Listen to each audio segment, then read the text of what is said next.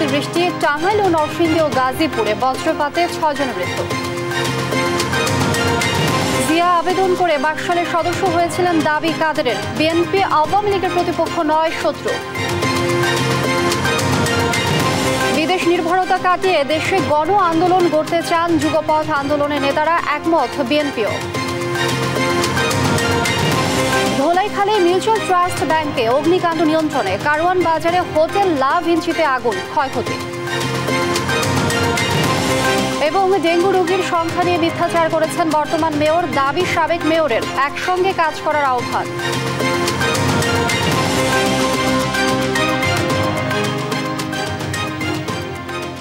দেখছিলেন শিরোনাম সংবাদ দুপুরের, সঙ্গে আছি আমি লিনি আফরোজ। এবারে বিস্তারিত।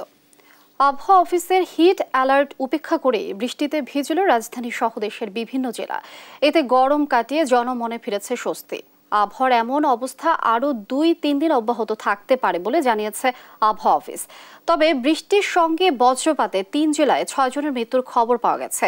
তাই বজ্রপাত থেকে বাঁচতে সতর্ক থাকার পরামর্শ দিয়েছে আবহাওয়া দপ্তর। M A আজিমের report. সকালের শুরুতেই রাজধানী সহ দেশের বিভিন্ন স্থানে গুড়ি গুড়ি বৃষ্টি কমিয়েছে গত দুদিনের তীব্র দাবদাহ।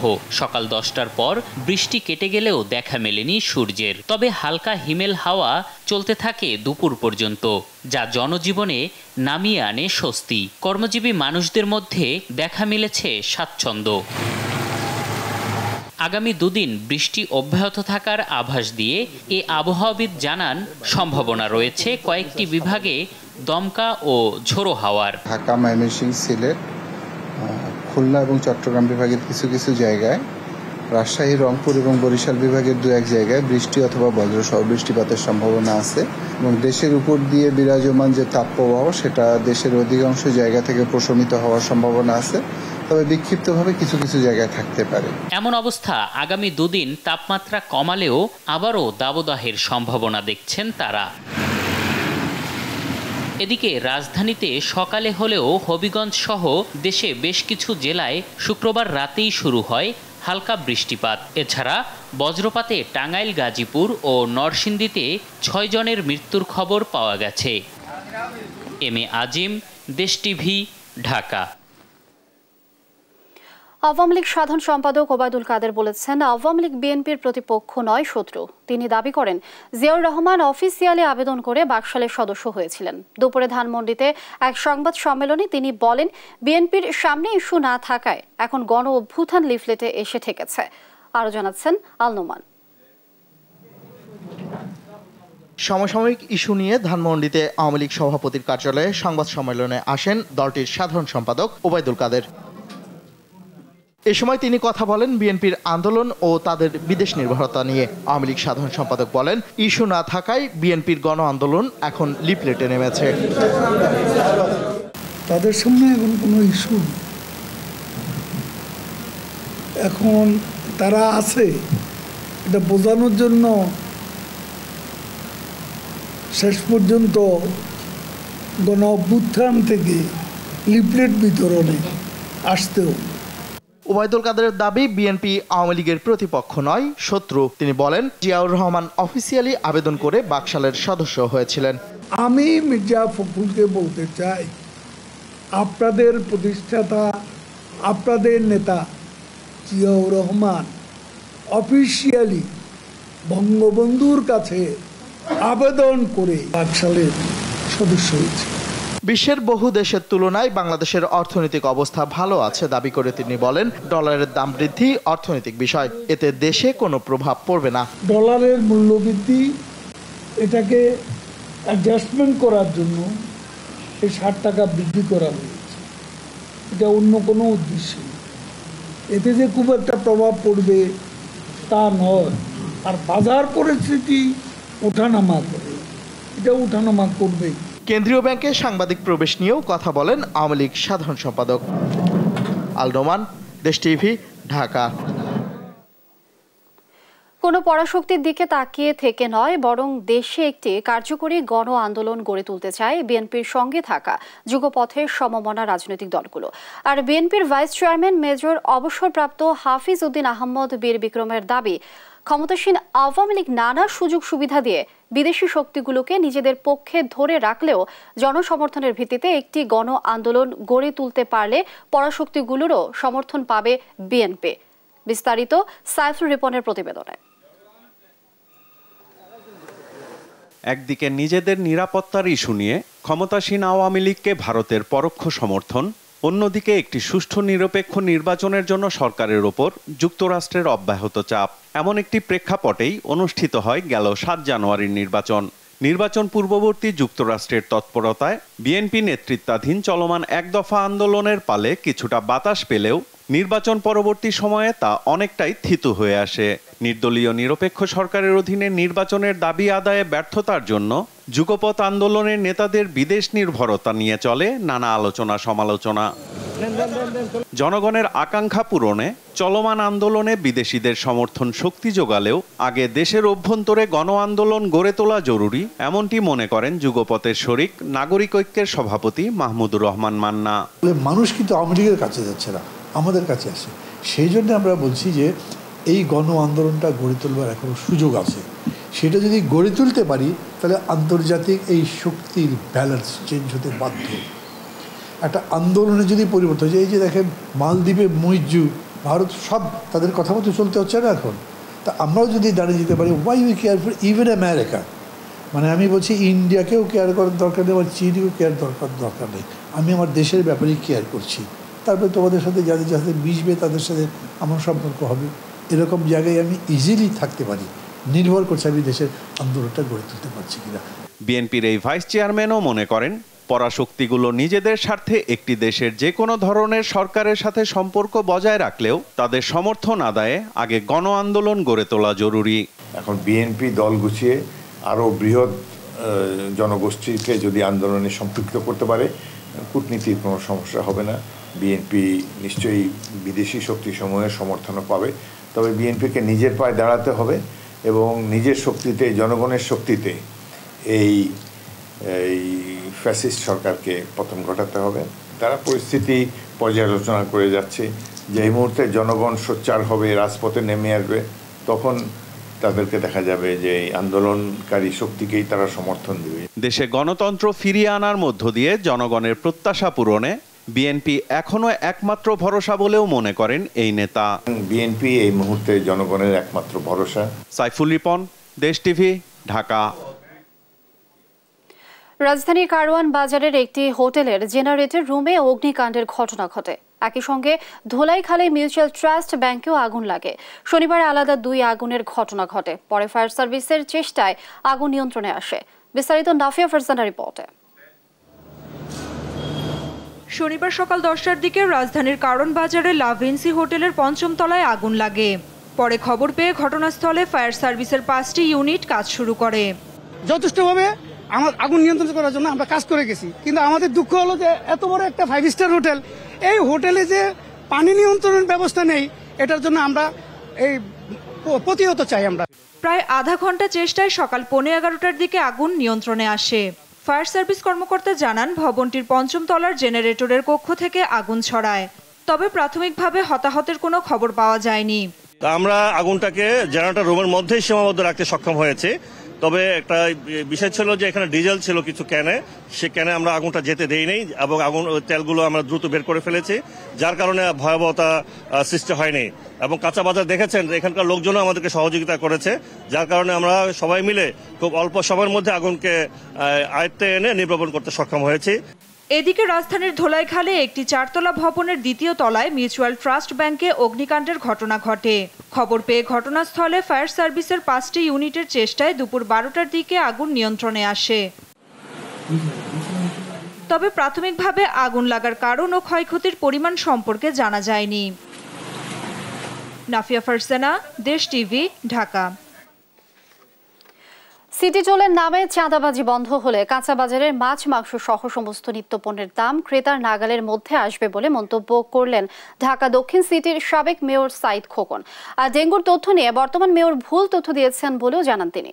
এছাড়া কাদা ছোড়াছুড়ি বন্ধ করে ডেঙ্গু মোকাবেলায় একসাথে কাজ করারও আহ্বান জানান সাবেক মেয়র। বিস্তারিত নিয়াজ মোর্শেদের প্রতিবেদনে। সিটি টোলের নামে চাঁদাবাজি বন্ধ হলেই কাঁচা বাজারের মাছ, মাংস সহ সমস্ত নিত্যপণ্যের দাম ক্রেতার নাগালের মধ্যে আসবে বলে মন্তব্য করেছেন ঢাকা দক্ষিণ সিটির সাবেক মেয়র সাইদ খোকন।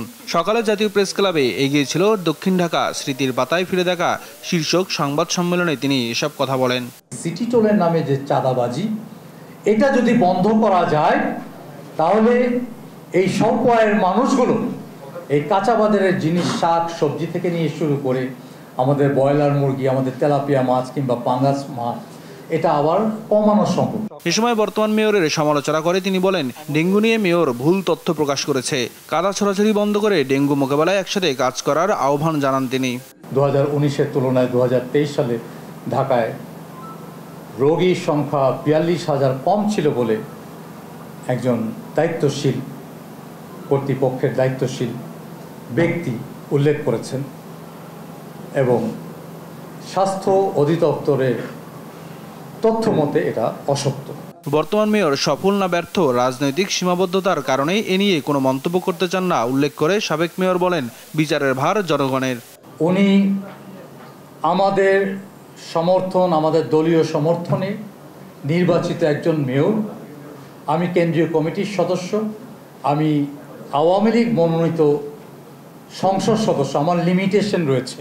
আর ডেঙ্গু নিয়ন্ত্রণে যে কোনো ধরনের সহযোগিতায় এগিয়ে আসার প্রত্যয়ও জানান সাইদ খোকন। আমরা তাদেরকে সহযোগিতা করতে চাই। নিয়াজ মোর্শেদ, দেশ টিভি, ঢাকা। সংবাদ দুপুরে আরো থাকছে।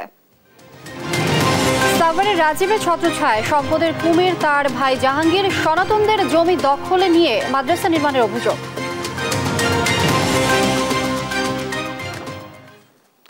রাজধানীতে দিনে ব্যাটারি চালিত অটোরিকশাগুলো খরচ করে 500 মেগাওয়াট বিদ্যুৎ, অধিকাংশ লাইনই নেয়া অবৈধ সংযোগে। হাইকোর্ট ও মন্ত্রী নির্দেশনার পরও বহাল তবিয়তে নগরীর সড়ক দাপিয়ে বেড়াচ্ছে ব্যাটারি চালিত রিকশা। রমরমা ব্যবসা নিয়ন্ত্রণে ক্ষমতাসীন দলের নেতা, ট্রাফিক পুলিশ আর চাঁদাবাজ চক্র। পুলিশ বলছে, ব্যাটারি চালিত রিকশা বন্ধে নতুন কোনো নির্দেশনা পায়নি তারা। বিস্তারিত আল নোমানের প্রতিবেদন। ছাত্রলীগ চলে, যুবলীগ চলে, আবার তারা মার্কা নাম্বার 1, নাম্বার 7। রাজধানীর অলিগলি ও মূল সড়ক দাপিয়ে বেড়াচ্ছে ব্যাটারি চালিত অটোরিকশা ও 3 হুইলার। জরিপে দেখা যায় এসব রিকশার ব্যাটারি চার্জে দিনে 500 মেগাওয়াট বিদ্যুৎ ব্যয় হয়। অধিকাংশই নেওয়া হচ্ছে মূল লাইন থেকে অবৈধ সংযোগের মাধ্যমে। হাইকোর্টের নির্দেশনার পরও নিয়ন্ত্রণ করা যায়নি অটোরিকশা। গেল 15 মে সড়ক পরিবহন ও সেতু মন্ত্রী ওবায়দুল কাদের সড়কে শৃঙ্খলা ফেরাতে ব্যাটারি চালিত রিকশা বন্ধে প্রশাসনকে নির্দেশ দেন। চলতে যাতে না পারে সেই ব্যবস্থা করতে হবে। এই নির্দেশনার পর রাজধানীর বিভিন্ন এলাকা ঘুরে দেখা যায় রিকশা চালকরা নতুন নির্দেশনার বিষয়ে অবগত নন, আর যারা জানেন তারা এই নির্দেশনা মানতে নারাজ।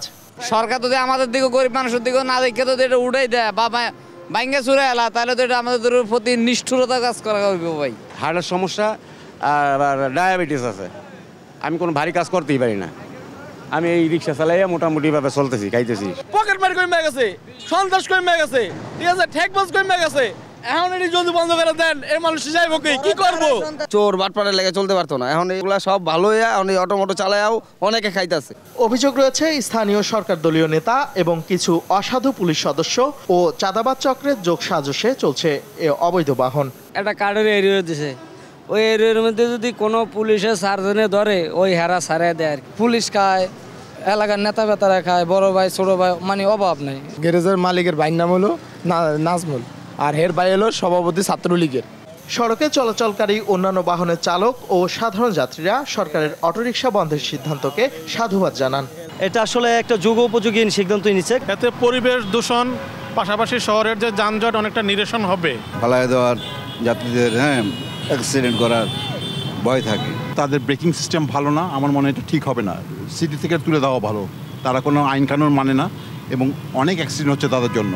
তবে মন্ত্রী ঘোষণা দিলেও ব্যাটারি চালিত রিকশা বন্ধে নতুন কোনো নির্দেশনা পাননি বলে জানান আইন শৃঙ্খলা বাহিনী। নতুন কোনো নির্দেশনা আমরা পাই নাই এখনো, কিন্তু আমাদের অভিযান সবসময় বলবৎ থাকে।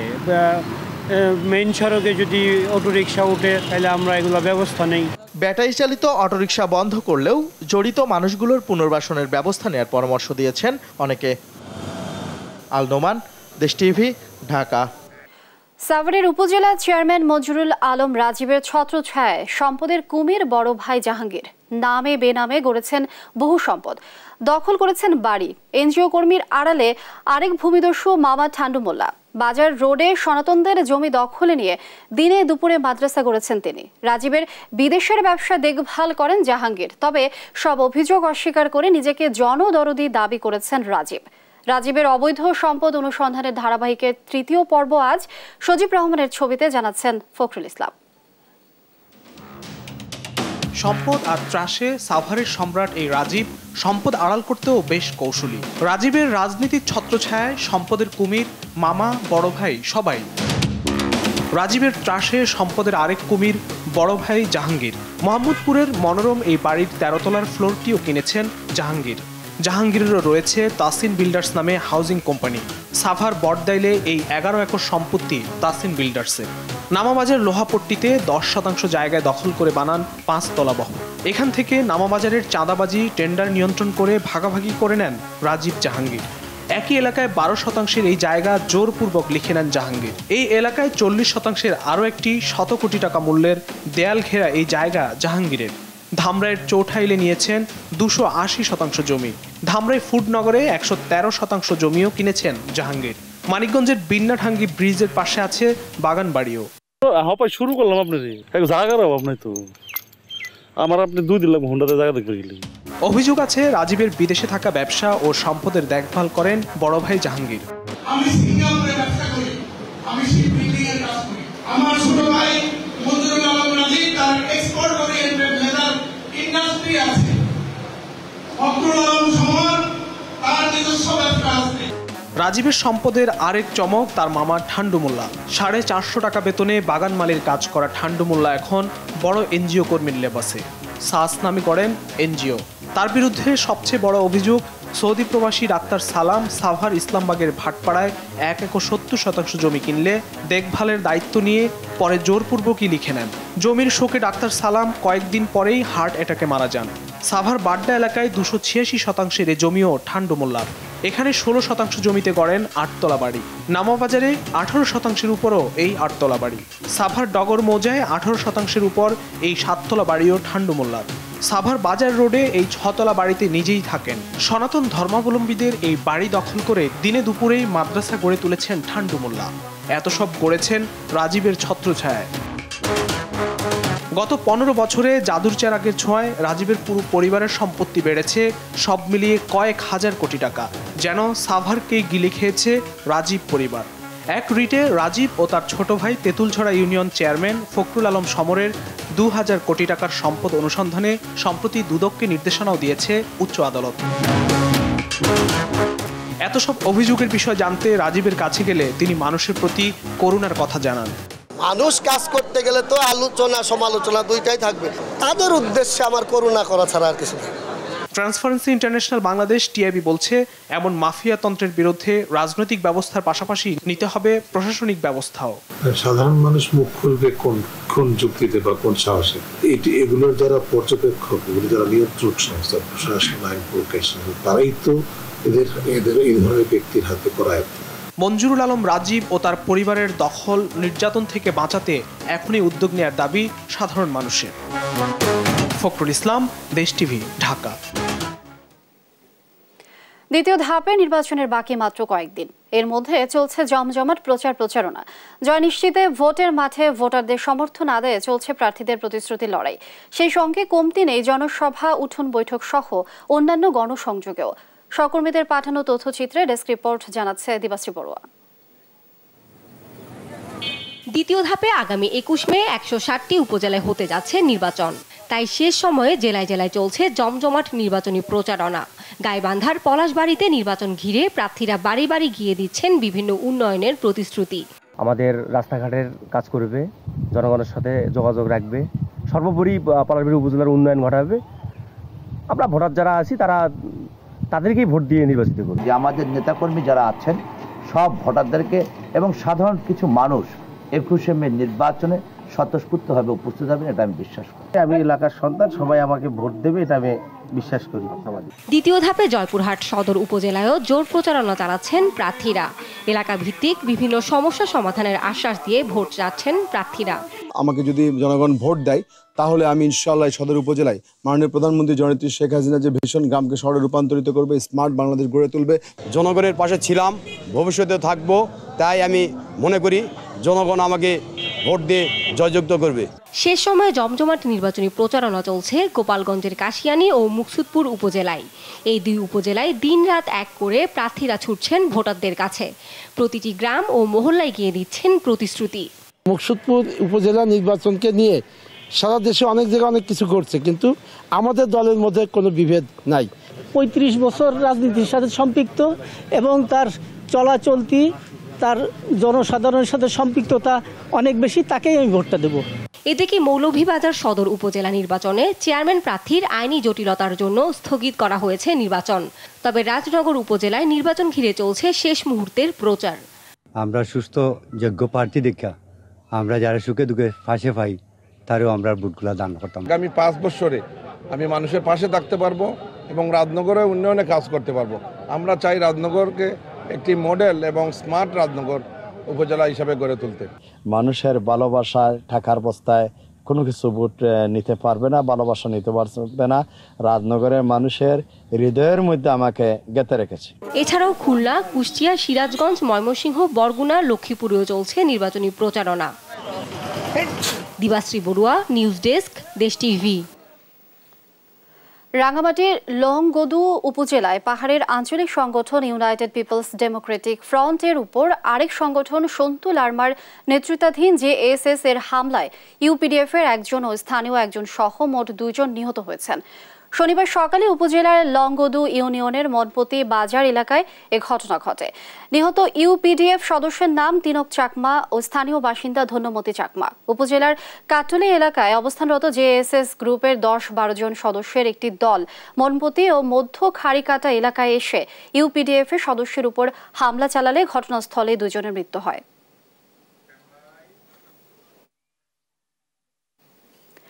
কোরবানির আগে আফতাবনগরের হাটের বিকল্প ব্যবস্থা হিসেবে জনস্বার্থে আশেপাশের এলাকায় হাট বসানো হবে বলে জানান মৎস্য ও প্রাণী সম্পদ মন্ত্রী মোহাম্মদ আব্দুর রহমান। শনিবার সকালে রাজধানীর এক অভিজাত হোটেলে ইউএস ডিপার্টমেন্ট অব এগ্রিকালচার এবং ভোকার উদ্যোগে বাংলাদেশ জলবায়ু স্মার্ট পশু সম্পত্তি প্রকল্পের উদ্বোধনী অনুষ্ঠানে প্রধান অতিথির বক্তব্যে এমন কথা জানান তিনি। কোরবানিতে গবাদি পশুর চাহিদা মেটাতে পরিবেশ বান্ধব উপায়ে উৎপাদন বৃদ্ধি করতে হবে, পাশাপাশি গোখাদ্য হিসেবে প্রাকৃতিক খাদ্যের প্রতি কৃষকদের ঝুঁকতে আহ্বান জানিয়েছেন।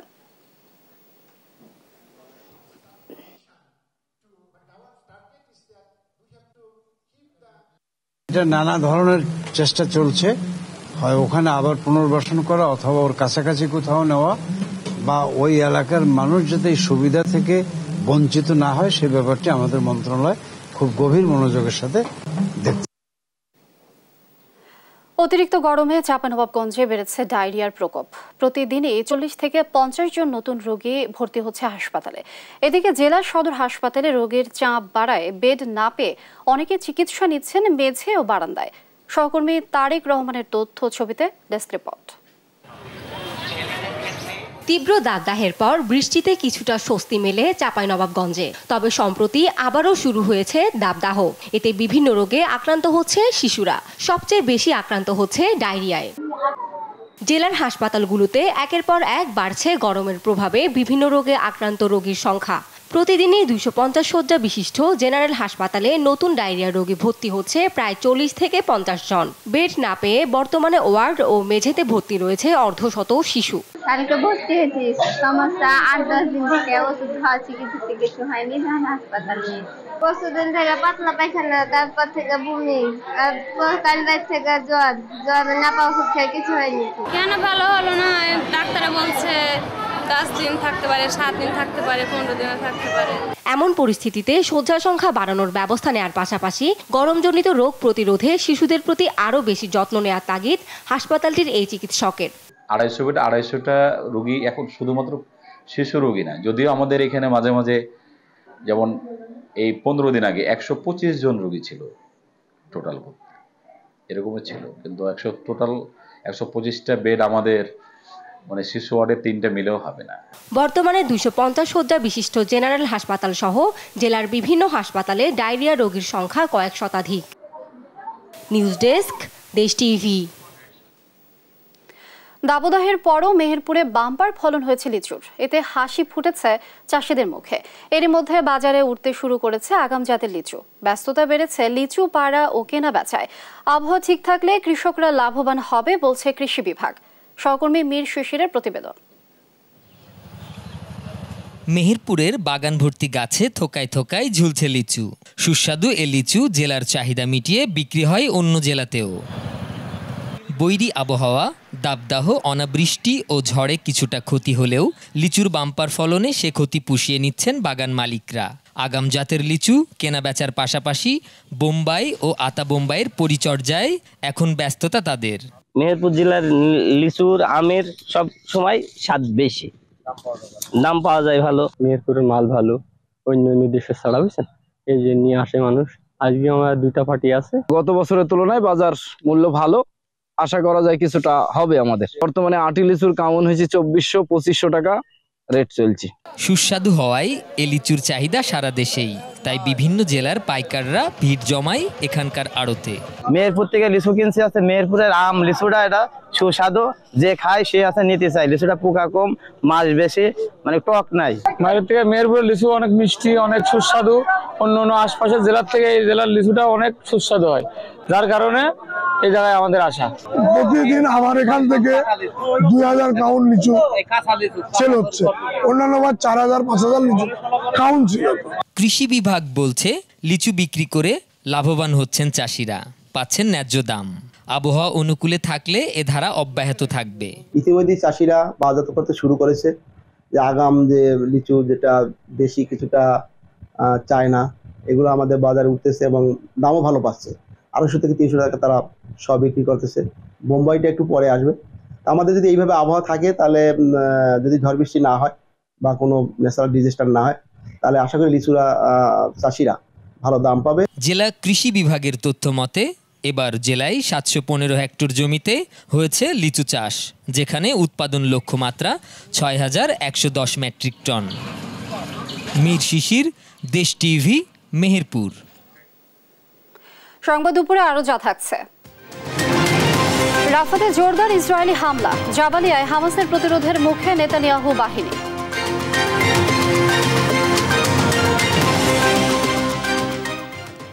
জামালপুরে তীব্র শ্রমিক সংকটে ব্যাহত হচ্ছে বোরো ধান ঘরে তোলার কার্যক্রম।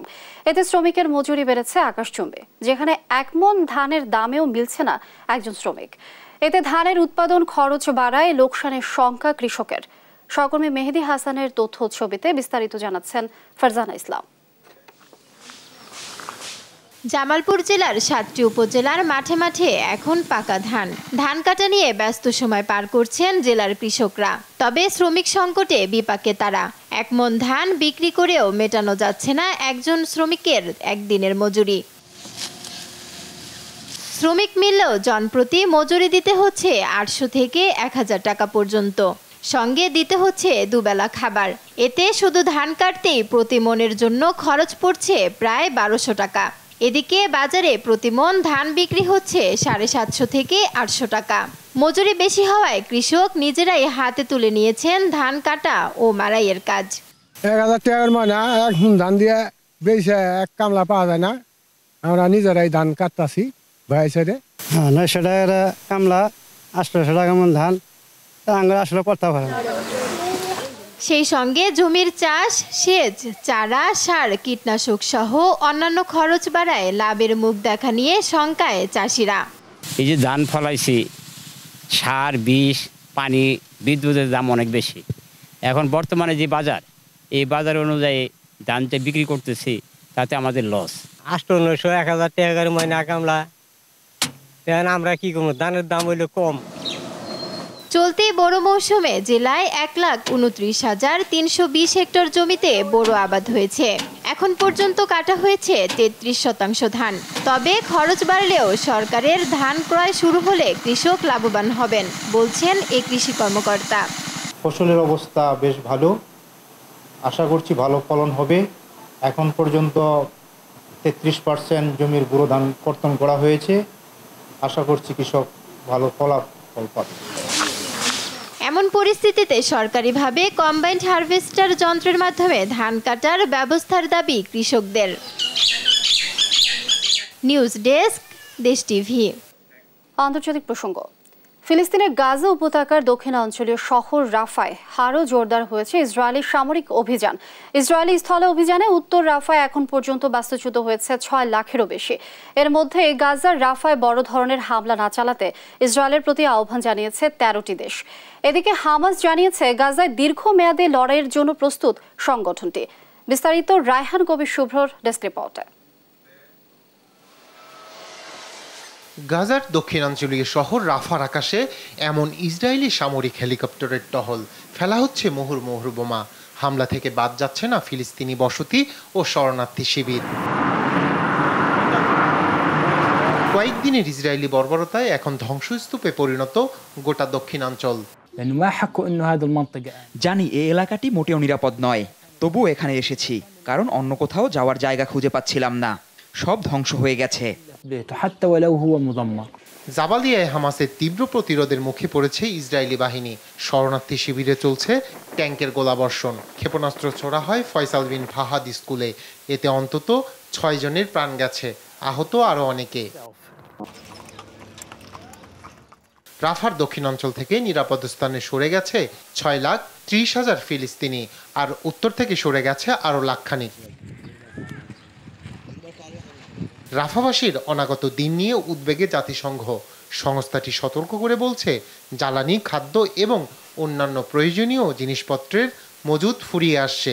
তীব্র ক্ষুধাকষ্টে বাস্তুচ্যুতরা। রাফা ক্রসিং বন্ধ থাকায় ঢুকতে পারছে না ত্রাণ। এক সপ্তাহ ধরে ইসরায়েলের বাধায় রাফাতে ত্রাণ ঢুকতে পারেনি। দক্ষিণ সীমান্তে সব ত্রাণ আটকে দিয়েছে তারা। এই মুহূর্তে খাদ্য ও জ্বালানি ফুরিয়ে আসছে। এদিকে গাজায় দীর্ঘমেয়াদে লড়াই চালিয়ে যাওয়ার ঘোষণা দিয়েছে হামাস। 7 মাস ধরে ফিলিস্তিনে যেভাবে গণহত্যায় মেতে উঠেছে ইসরায়েল, তা বন্ধের জন্য আমরা পুরোপুরি প্রতিশ্রুতিবদ্ধ এবং একই সঙ্গে শত্রুদের সাথে গাজায় দীর্ঘমেয়াদে লড়াই চালিয়ে যেতেও আমরা প্রস্তুত। গাজার পাশাপাশি অধিকৃত পশ্চিম তীরের জেনিন শরণার্থী শিবিরেও বোমা ফেলছে ইসরায়েল। এদিকে গাজার অভিযান বন্ধে ইসরায়েলের প্রতি আহ্বান জানিয়েছে 13 দেশ। রায়হান কবির শুভ্র, নিউজ ডেস্ক, দেশ টিভি। সুইডেনে ইসরায়েলি দূতাবাসের সামনে গোলাগুলির ঘটনা ঘটেছে, তবে এতে কোনো হতাহতের খবর মেলেনি। শুক্রবার সুইডেনের রাজধানী স্টকহোমে ইসরায়েলি দূতাবাসের সামনে এই ঘটনায় তদন্ত শুরু করেছে দেশটির পুলিশ। এখন পর্যন্ত কাউকে গ্রেফতার করা যায়নি। কী কারণে এই গুলি ছোড়া হয়েছে তা খতিয়ে দেখছে পুলিশ।